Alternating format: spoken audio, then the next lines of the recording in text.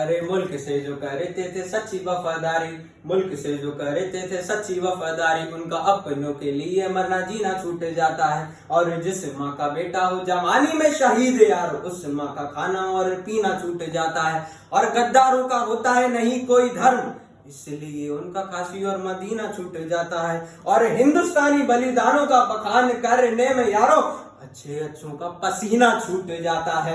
नाम के बंदे पे जब गोरी जाति बस में आई थी, किसे खबर थी भारत माँ को नागिन डसने आई थी, किसे खबर थी भारत माँ को नागिन डसने आई थी।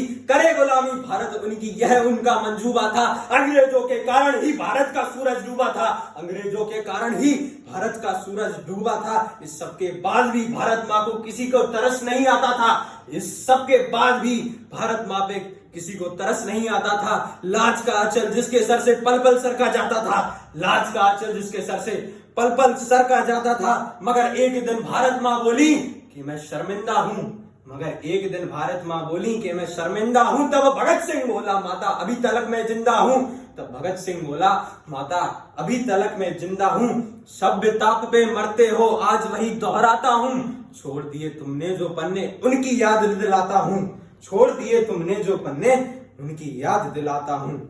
अंग्रेजों के अत्याचार से जो माँ को घाव हुए, उन घावों में मरहम न कोई पिरोता था। जो लड़ मर गए माटी के लिए, उन्हें भारत के लिए दुख होता था। जो लड़ गए माटी के लिए, उन्हें भारत माँ के लिए दुख होता था। ये देख उन्हें कितना दुख होता होगा जिन्होंने माटी बचाई, ये देख उन्हें कितना दुख होता होगा जिन्होंने माटी बचाई। कि आज का युवा भूल गया है अपने ही देश की भलाई, कि आज का युवा भूल गया है अपने ही देश की भलाई।